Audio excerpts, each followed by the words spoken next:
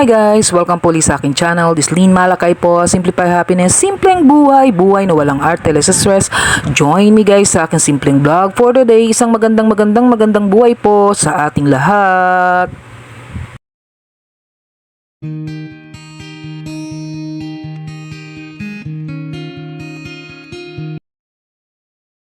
So ayan nga guys, ako po ay duty ngayon ng panggabi. So ayan, tatravel tayo, papunta na naman sa aking work. So ayan, ganyan lang naman po yung aking mga vlog. So wala naman po tayong ibang ganap sa live. So ayan, nagbablog-vlog po tayo kahit paano. Ayan, nakakapag-share po tayo. So last week po, ayan, nakapag-upload po ako tungkol sa patola. So alam niyo na yung mga patola na mga taong pumapatol, konting ano lang nakapatol. So ngayon naman ang ating tatalakayin, gusto kong i-share sa inyo ay ang the bitter one o ang ampalaya. Yun. So alam nyo, maraming mga bitter person. So yung mga bitter person, yung alam mo guys, yung never na naging happy para sa iyo, yung tao na yun. So napaka-bitter niya sa buhay. Pati yung bitterness niya talagang idinadamay ka pa.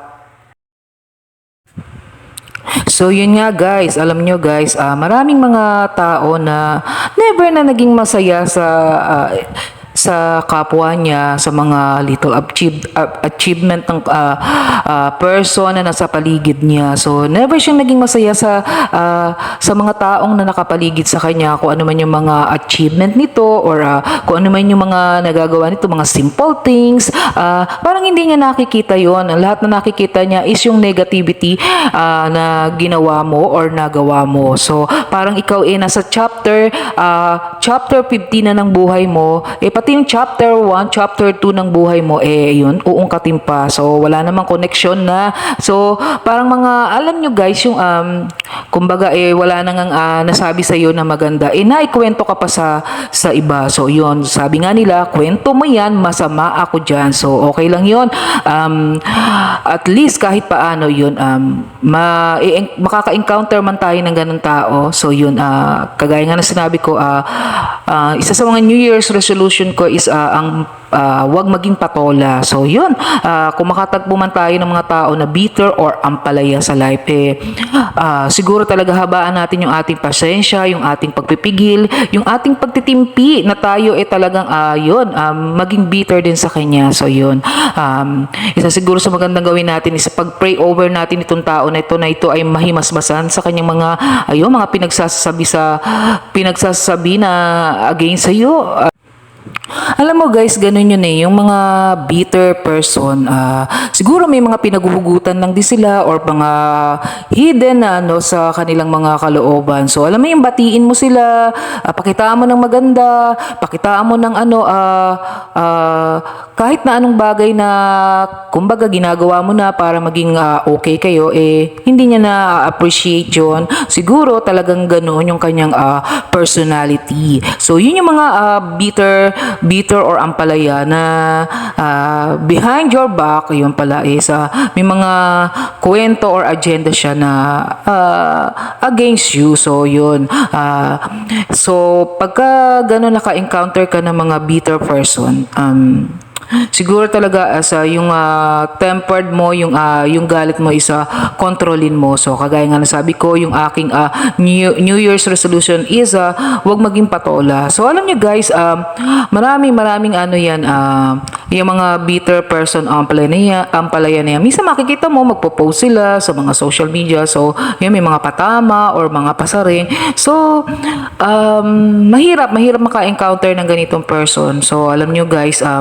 yun, kumbaga ginagawa mo yung effort mo para maging okay kayo, tapos wala rin. So yung parating nakikita niya is yung lahat ng gagawin mo is bad, kumbaga hindi maganda para sa kanya. So kumbaga alam niyo na, yung sabi nga, kwento mo yan, talagang yung kwento mo yan, masama ako dyan. So yun, wala tayong magagawa sa ganun.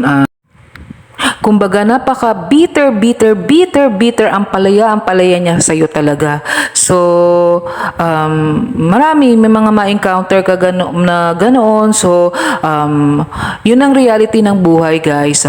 Kumbaga, ikaw na yun, nag-e-effort ka sa buhay mo na maging maganda, na maging masaya yung life mo, hindi pala siya masaya para sa'yo. So, wala ka talagang magagawa sa ganoong pag-iisip ng tao. So, hindi mo siya pwedeng kontrolin or i-please. So, kung ganun yung takbo ng pag-iisip niya or yung damdamin niya para sa'yo, huwag mo nalang pansinin kasi ikaw rin ang magsasuffer, ikaw rin yung maiinis, ikaw rin yung magagalit, hindi ka mag-grow pagka ganun. So, the best thing you can do is to do your best pa rin.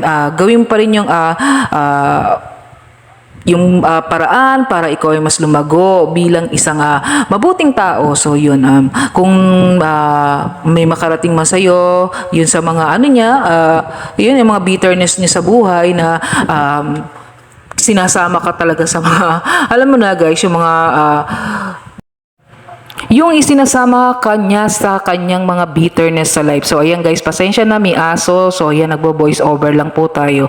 So, alam nyo, mahirap maka-encounter ng ganitong klaseng tao. Yung lahat ng effort mo gagawin mo para maging okay kayo, hindi nyo naman pala pinagpapahalagahan yun, wala ka nang magagawa doon. Basta sa'yo, sa sarili mo, okay ka. Okay yung pakikitungo mo sa kanya. Okay yung pakikiharap mo sa kanya. At wala kang nasasabi na masama sa kanya, yun, kalugod-lugod yung mga ginagawa mo na ganoon. So, itong mga bitter person na ito, yun, laging bitter to sa life, never mo ito nakikitaan ng mga, yung, alam mo na guys, yung mga ma-appreciate yung mga bagay-bagay, kahit mga simple things lang, hindi nila napapansin yan. So, yun, puro bitterness yung kanilang sinasabi sa life. Itong bitter person na ito, yun, puro reklamo sa life. Pag mulat pa lang yata ng mata nito is pagkagising pa lang. So yun, imbis na mga magagandang salita ang lalabas sa kanyang bibig is yun, puro complain, reklamo sa buhay, ang mga bitterness sa kanyang life. So alam nyo guys, napakahirap pagka naka-encounter ka ng ganitong klaseng tao. So yun, dapat talaga yun, mapaglabanan mo na wag mo siyang pansinin or wag mo siyang pagtuunan ng pansin. Kasi why? Kasi sayang yung effort mo na naman. Yan, yung kagaya ng sinabi ko sa last video ko, yung sayang yung effort mo, yung time na papansinin mo siya. So yung pagiging bitterness niya, siya ang magdadala nun. So yun, anything na sasabihin niya against you, so against sa'yo, sa kanya yung magbabounce, sa kanya babalik yun. Itong mga bitter person na to, yan, mga bitter na tao na to, gusto nila pag bitter sila, bitter ka rin. So hindi naman pwedeng maging ganon. So, syempre, iba-iba naman tayo, tayong mga tao, iba-iba yung mga capacity natin, iba-iba yung natin, yung pagtingin sa happiness. So, kung ikaw simple, yan, mga simpleng bagay, napapasaya ka, napapatawa ka, napapahalakha ka sa mga simpleng bagay sa life. At siya naman, lahat na ng effort ginawa mo, effect pa rin. So yun, siya na yun. So yung pagiging bitter niya is yun, ugatin niya kung bakit ganoon siya sa iba. So bakit never siyang naging happy para sa iba, never man lang siya nakapagsabi ng mga bagay na magaganda para sa ibang mga taong nasa paligid niya. So yun yung mga bitter na tao. So, ganoon pa man, yun, kagaya nga ng sinasabi ko na unawain natin, lawakan natin yung mga pangunawa natin sa kanya. Once na may sinabi siyang against you, so wag mo na lang, kumbaga, hanggat makokontrol mo yung sarili mo na wag siyang pansinin, wag mo na lang pansinin. So, yun, one day, ayan, maniniwala ako na marirealize din niya yan. Mahirap yatang maging bitter sa life. Alam mo yung mahirap yung mabigat ang kalooban, mahirap yung yung may dinadala kang bigat sa kalooban. So, ayun, intindihin na lang natin tong mga bitter person na to, na yun talaga yung siguro pag nakikita ka niya, isa yun, talagang yun, siguro yung kanyang kanyang blood flow, isa yun, umaangat. So kaya yun, talagang bitter na bitter siya sa iyo. So yun, mahirap maka-encounter ng mga ganoong tao, guys, na yun, pagkaharap ka niya is okay na okay kayo, and then behind your back, ang dami niya palang mga bitterness sa buhay, ang daming mga bitterness na ayun, na nararamdaman niya para sa iyo. So ikaw na walang kaalam-alam, walang kamalay-malay na ganoon pala yung kanyang nararamdaman para sa iyo, yun, mahirap. So sabi ko nga yun, naikwento ka pa sa iba, wala na nga nasabi sa yung maganda, is naikwento ka pa sa iba. So yun, try to understand na lang siguro sa mga ganong tao. Hindi ka kasi lalago pagka yun talaga yung pinatulan mo sila, mag-focus ka dun sa mga sinasabi niya against you, na sabi ko na nga, nasa chapter ano ka na ng buhay mo, siya nasa chapter 2 entry pa, nasa chapter 50 ka na ng life mo, binabalikan pa yung mga bagay na hindi na dapat balikan. So yun, wala talaga akong maano sa mga ganyan na tao. So pagka yun nga, siguro intindihin na lang, anything na sasabihin niya against you, siya naman ang ano na, at ikaw ang nakakaalam sa sarili mo kung totoo ba yung mga nararamdaman niyang bitterness para sa iyo. So yun, sa akin ang lesson in life dito, so yun, maging masaya ka sa mga tao sa paligid mo, sa mga achievement nila. Huwag kang maging bitter. So